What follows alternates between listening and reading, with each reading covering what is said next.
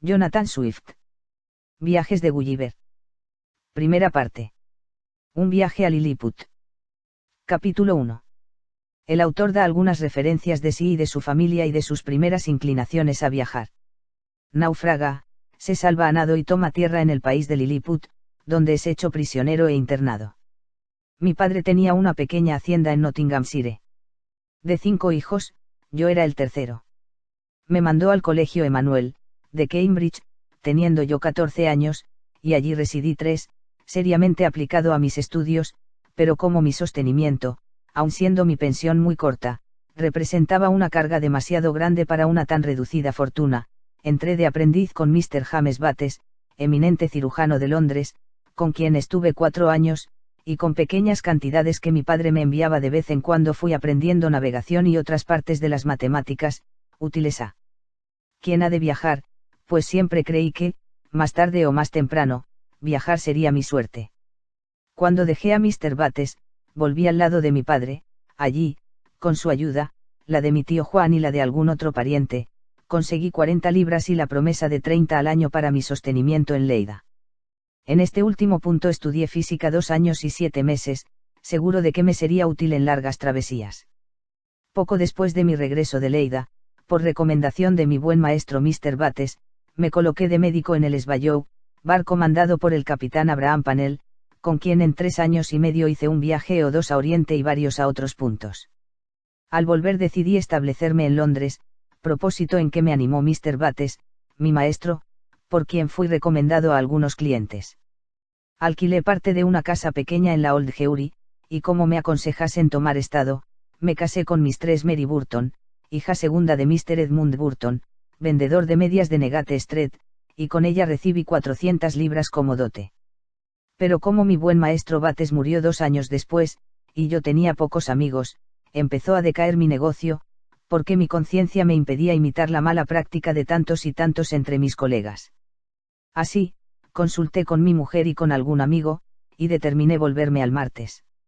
Fui médico sucesivamente en 2 barcos y durante 6 años hice varios viajes a las Indias orientales y occidentales, lo cual me permitió aumentar algo mi fortuna.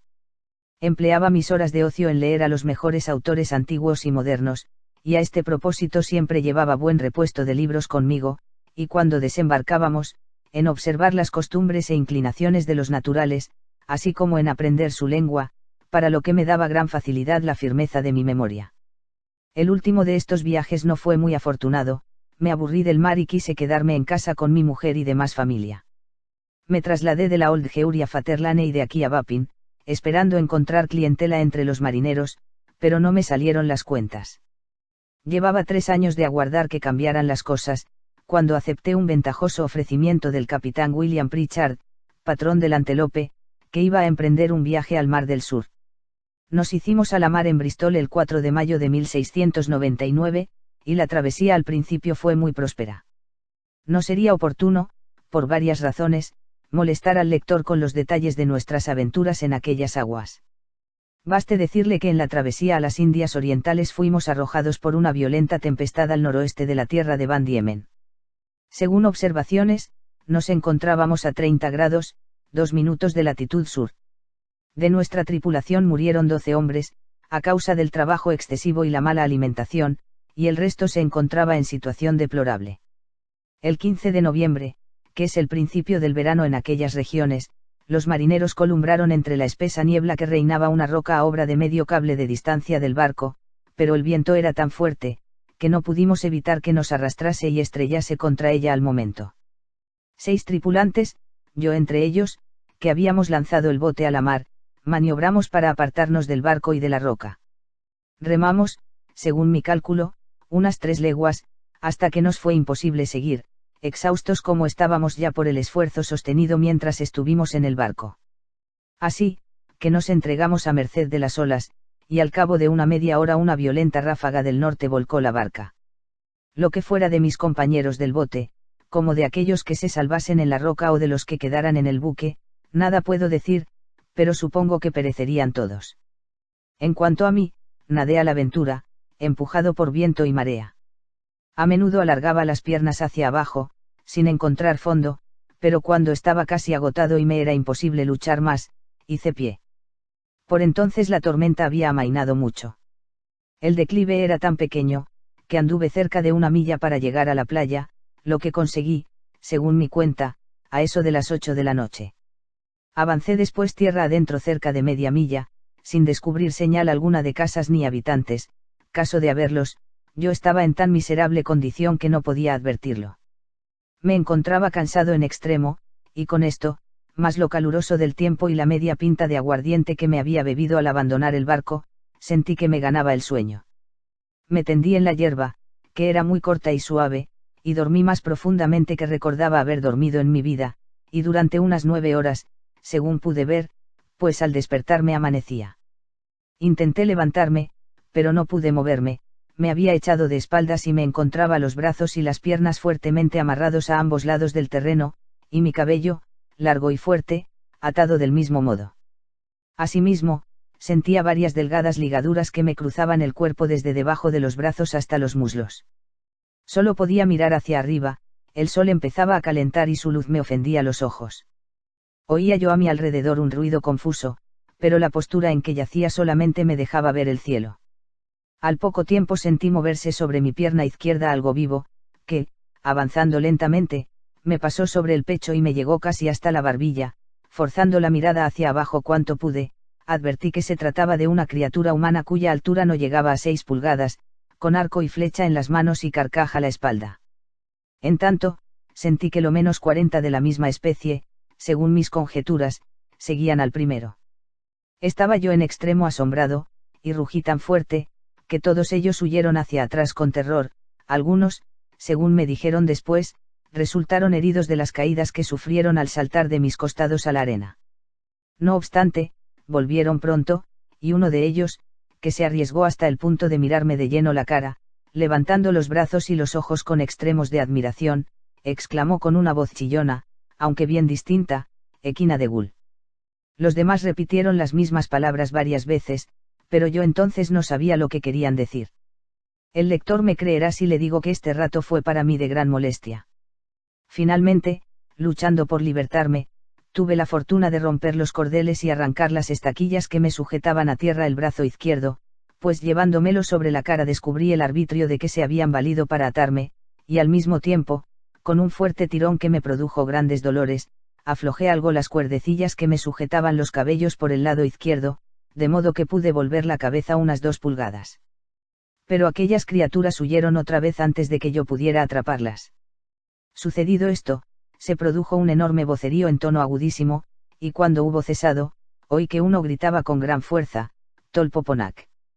Al instante sentí más de 100 flechas descargadas contra mi mano izquierda, que me pinchaban como otras tantas agujas, y además hicieron otra descarga al aire, al modo en que en Europa lanzamos por elevación las bombas, de la cual muchas flechas me cayeron sobre el cuerpo, por lo que supongo, aunque yo no las noté, y algunas en la cara, que yo me apresuré a cubrirme con la mano izquierda. Cuando pasó este chaparrón de flechas oí lamentaciones de aflicción y sentimiento, y hacía yo nuevos esfuerzos por desatarme, cuando me largaron otra andanada mayor que la primera, y algunos, armados de lanzas, intentaron pincharme en los costados. Por fortuna, llevaba un chaleco de ante que no pudieron atravesar. Juzgué el partido más prudente estarme quieto acostado, y era mi designio permanecer así hasta la noche, cuando, con la mano izquierda ya desatada, podría libertarme fácilmente. En cuanto a los habitantes, tenía razones para creer que yo sería suficiente adversario para el mayor ejército que pudieran arrojar sobre mí, si todos ellos eran del tamaño de los que yo había visto. Pero la suerte dispuso de mí en otro modo. Cuando la gente observó que me estaba quieto, ya no disparó más flechas, pero por el ruido que oía conocí que la multitud había aumentado, y a unas 4 yardas de mí, hacia mi oreja derecha, oí por más de 1 hora un golpear como de gentes que trabajasen.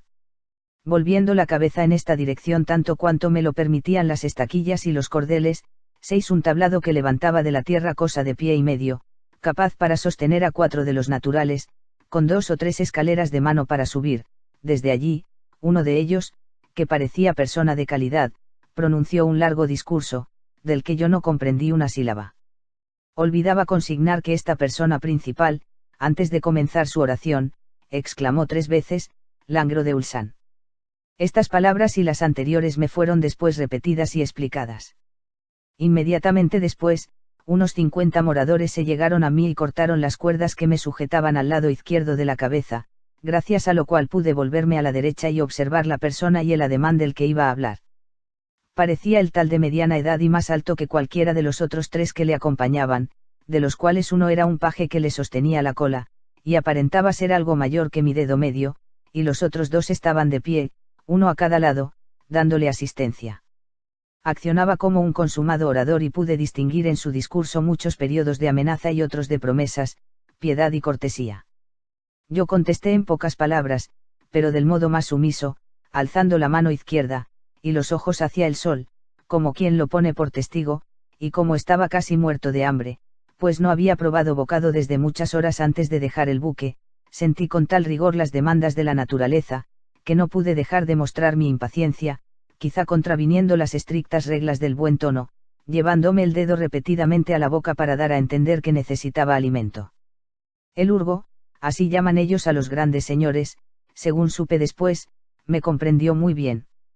Bajó del tablado y ordenó que se apoyasen en mis costados varias escaleras, más de un centenar de habitantes subieron por ellas y caminaron hacia mi boca cargados con cestas llenas de carne, que habían sido dispuestas y enviadas allí por orden del rey a la primera seña que hice.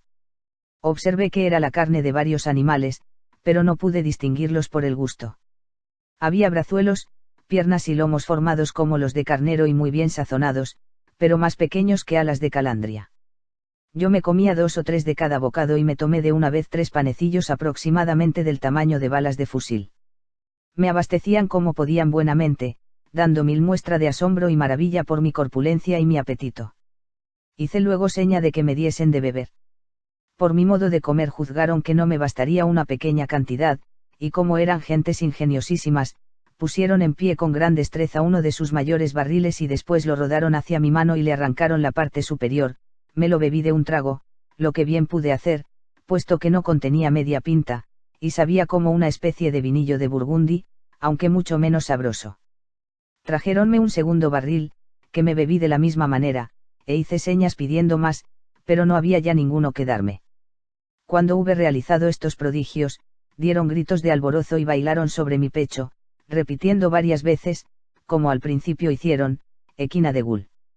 Me dieron a entender que echase abajo los 2 barriles, después de haber avisado a la gente que se quitase de en medio gritándole, Borach mi bola, y cuando vieron por el aire los toneles estalló un grito general de, Equina de Gul.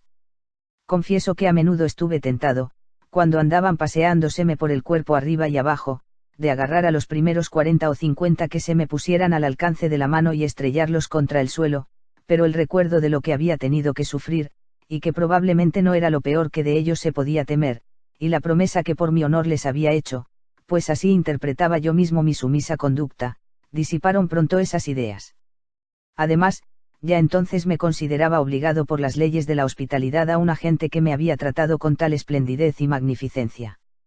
No obstante, para mis adentros no acababa de maravillarme de la intrepidez de estos diminutos mortales que osaban subirse y pasearse por mi cuerpo teniendo yo una mano libre, sin temblar solamente a la vista de una criatura tan desmesurada como yo debía de parecerles a ellos.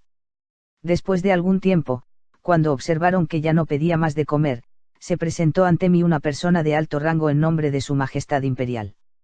Su Excelencia, que había subido por la canilla de mi pierna derecha, se me adelantó hasta la cara con una docena de su comitiva, y sacando sus credenciales con el sello real, que me acercó mucho a los ojos, habló durante 10 minutos sin señales de enfado, pero con tono de firme resolución. Frecuentemente, apuntaba hacia adelante, o sea, según luego supe, hacia la capital, a donde Su Majestad, en consejo, había decidido que se me condujese. Contesté con algunas palabras, que de nada sirvieron, y con la mano desatada hice seña indicando la otra, claro que por encima de la cabeza de Su Excelencia, ante el temor de hacerle daño a él o a su séquito, y luego la cabeza y el cuerpo, para dar a entender que deseaba la libertad. Parece que él me comprendió bastante bien, porque movió la cabeza a modo de desaprobación y colocó la mano en posición que me descubría que había de llevárseme como prisionero. No obstante, añadió otras señas para hacerme comprender que se me daría de comer y beber en cantidad suficiente y buen trato. Con esto intenté una vez más romper mis ligaduras, pero cuando volví a sentir el escozor de las flechas en la cara y en las manos, que tenía llenas de ampollas, sobre las que iban a clavarse nuevos dardos, y también cuando observé que el número de mis enemigos había crecido, hice demostraciones de que podían disponer de mí a su talante. Entonces el urgo y su acompañamiento se apartaron con mucha cortesía y placentero continente. Poco después oí una gritería general, en que se repetían frecuentemente las palabras Peplomselan, y noté que a mi izquierda numerosos grupos aflojaban los cordeles, a tal punto que pude volverme hacia la derecha. Antes me habían untado la cara y las dos manos con una especie de ungüento de olor muy agradable y que en pocos minutos me quitó por completo el escozor causado por las flechas. Estas circunstancias, unidas al refresco de que me habían servido las viandas y la bebida, que eran muy nutritivas, me predispusieron al sueño. Dormí unas 8 horas, según me aseguraron después, y no es de extrañar, porque los médicos, de orden del emperador, habían echado una poción narcótica en los toneles de vino.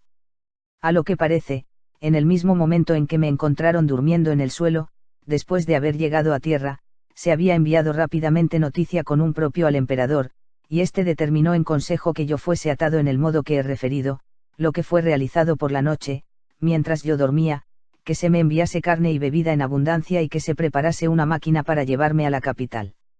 Esta resolución quizá parezca temeraria, y estoy cierto de que no sería imitada por ningún príncipe de Europa en caso análogo, sin embargo, a mi juicio, era en extremo prudente, al mismo tiempo que generosa. Suponiendo que esta gente se hubiera arrojado a matarme con sus lanzas y sus flechas mientras dormía, yo me hubiese despertado seguramente a la primera sensación de escozor, sensación que podía haber excitado mi cólera y mi fuerza hasta el punto de hacerme capaz de romper los cordeles con que estaba sujeto, después de lo cual, impotentes ellos para resistir, no hubiesen podido esperar merced. Estas gentes son excelentísimos matemáticos, y han llegado a una gran perfección en las artes mecánicas con el amparo y el estímulo del emperador, que es un famoso protector de la ciencia.